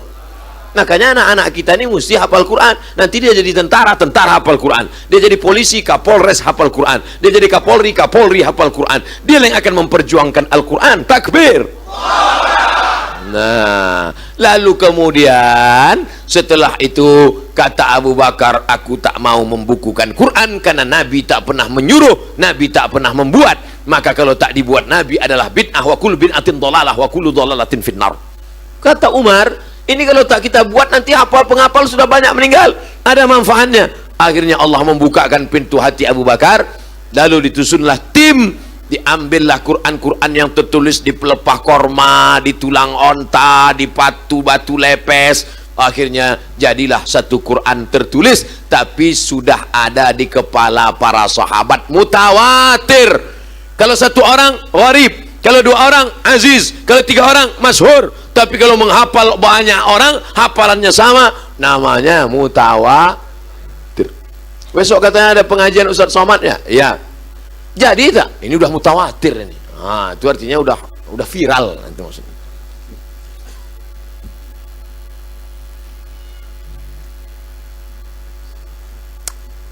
Apa yang dilakukan anak muda menghadapi tahun hijriah ini, Pak Ustadz? Apa kira-kira pendapat Ustadz tentang hijrah yang baik? Nabi menjawab, bukan saya. Ayul hijratu afdal. Apa hijrah yang paling baik ya Rasulullah? Rasul menjawab, man hajaras sayyiat.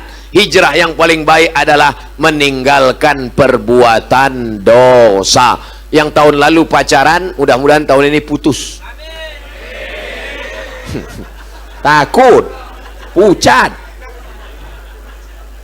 Yang tahun lalu masih lagi tunangan-tunangan, mudah-mudahan tahun hijrah ini nikah segera.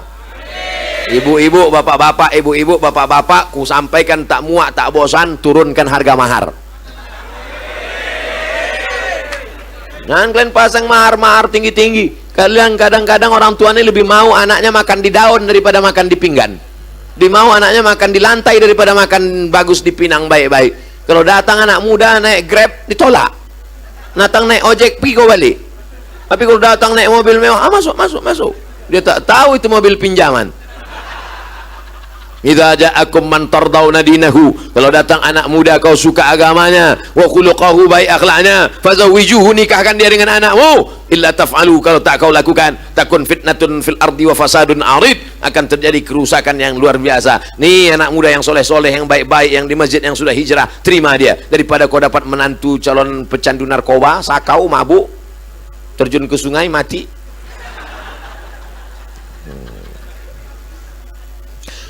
Siapa orang yang hijrah itu? Apakah pindah tahun? Apakah pindah tempat? Nabi menjawab, wal muhajir man hajara manahallahu an. Orang hijrah adalah meninggalkan yang dilarang Allah. Yang kemarin sibuk makan pil anjing gila, sekarang makan durian. Yang kemarin sibuk pakai sabu-sabu narkoba, sekarang justru sibuk mengajar pengajian-pengajian. Kita doakan nanti di akhir majelis, mudah-mudahan yang belum dapat hidayah dibukakan Allah pintu hidayah.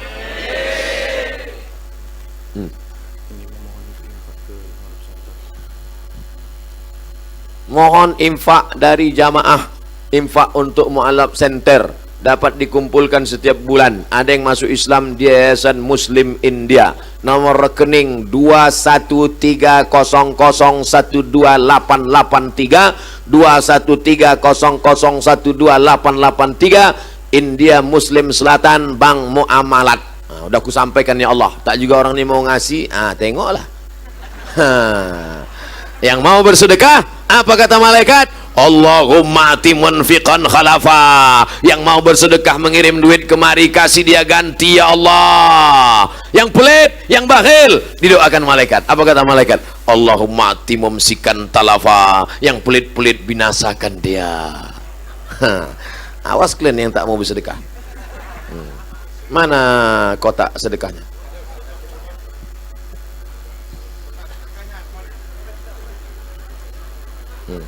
Awas kalian yang tak ngasih duit.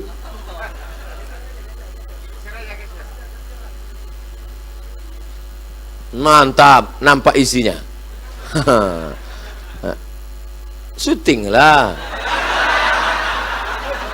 Itulah Ustadz riak itu kata. Kadang di tempat lain dibuatnya kotak dari triplek. Mana nampak kerincing? Kalau itu kan nampak merah.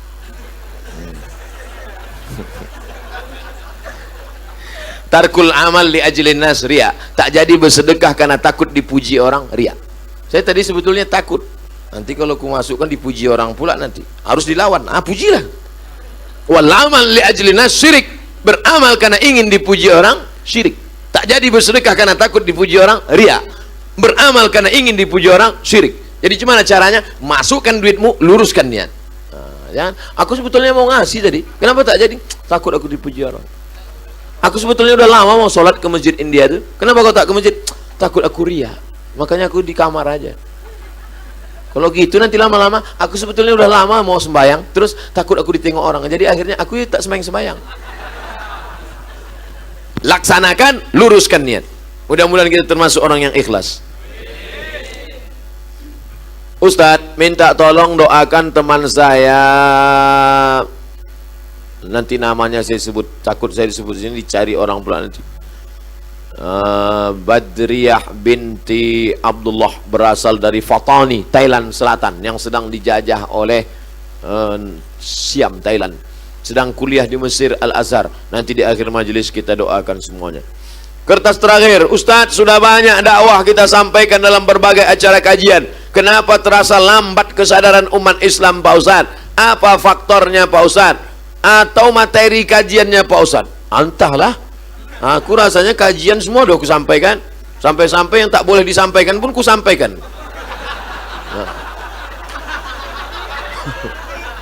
Yang orang takut nyampaikan ku sampaikan, kena lapor. Udah semua aku sampaikan udah. Kita hanya disuruh menyampaikan. Masalah orang hatinya terbuka tak terbuka itu bukan urusan kita, itu urusan Allah Subhanahu wa taala. Sampaikan. Ya ayyuhar rasulu balligh, ya Rasul, ya Muhammad SAW, balligh ma unzila ilaika min rabbik. Sampaikan semua yang diperintahkan Allah, sampaikan. Meninggal Buya Hamka, selesaikah masalah? Tidak. Meninggal mufti kerajaan Delhi, Syekh Hasan Maksum, tak selesai masalah di Medan. Memang dunia ini sengaja tak diselesaikan supaya ada warisan anak cucu kita di masa akan datang. Allah tak menilai kita. Apakah Allah bertanya kepada komunitas muslim India di Medan yang dulu membangun masjid ini? Allah tak tanya mereka berapa yang sudah kau islamkan, tapi yang ditanya Allah, apa yang sudah kau buat? Begitu juga dengan kita. Wa qul i'malu, berbuatlah, fasayarallahu amalakum. Allah yang akan menilai perbuatan kamu, wa rasuluhu, Rasulullah yang akan menilai, wal mu'minun, orang beriman yang akan menilai. Jam 10 lewat 30 kurang 15 menit, selama 2 jam kita bersama, mudah-mudahan bernilai amal soleh, bekal menghadap Allah. Ala hazihin niyah wa kulli niyatin salihah. Al-Fatihah. A'udzu billahi minasy syaithanir rajim. Bismillahirrahmanirrahim. Alhamdulillahi rabbil alamin. Arrahmanir rahim. Maliki yaumiddin. Iyyaka na'budu wa iyyaka nasta'in. Ihdinas siratal mustaqim. Siratal ladzina an'amta 'alaihim ghairil maghdubi 'alaihim waladdallin. Amin. Allahumma ja'al syababana syababal muslimin. Jadikan anak muda-muda kami ini menjadi anak-anak muda muslimin ya Allah. Allahumma ja'alhum minal mujahidina fi sabilik bi amwalihim wa anfusihim. Jadikan anak muda kami orang-orang yang berjihad menolong agamamu dengan harta dan nyawa mereka ya Allah. Allahumma faqihhum fid din wa 'allimhum ta'wil. Dalamkan ilmu agama mereka, ajarkan mereka pemahaman Al-Qur'an sunnah yang benar. Allahumma dafa'na al-ghala wal waba wal fasha wal riba wal zina wal munkar. Selamatkan Medan Sumatera Utara bil khusus dari segala malapetaka, bencana, riba, zina, narkoba, perbuatan keji dan munkar. Allahumma ja'al hadzal balada baladan aminan mutmainnan ya'tihi rizquhu min kulli makan. Jadikan negeri ini negeri yang aman, damai, sentosa, terbuka pintu rezeki dari segala penjuru ya Allah. Allahumma tahhir qulubana minan nifaqi wal hasadi wal kibriyai wal azamah. Jaga hati kami dari hasad, dengki, busuk hati, dendam, sombong. Jaga dari syirik, jaga dari sifat munafik ya Allah. Allah mawafik ulata umurina, pemimpin-pemimpin kami, condongkan hati mereka untuk menolong agamamu dengan kekuasaan yang kau titipkan di tangan mereka ya Allah. Allah mansurna 'alal qaumil kafirin, tolong kami menghadapi orang kafir ya Allah. Allah mansurna 'alal qaumil munafikin, tolong kami menghadapi orang munafik ya Allah. Allah mansurna 'alal qaumiz zalimin, tolong kami menghadapi orang zalim ya Allah.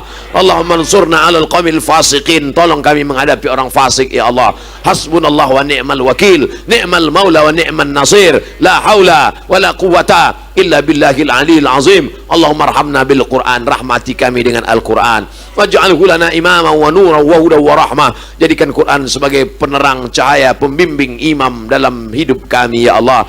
Warzuqhu lana tilawatahu ana al-laili wa atrafan nahar. Berikan kami rezeki yang halal baik sehingga kami dapat membacanya pagi, petang, siang dan malam.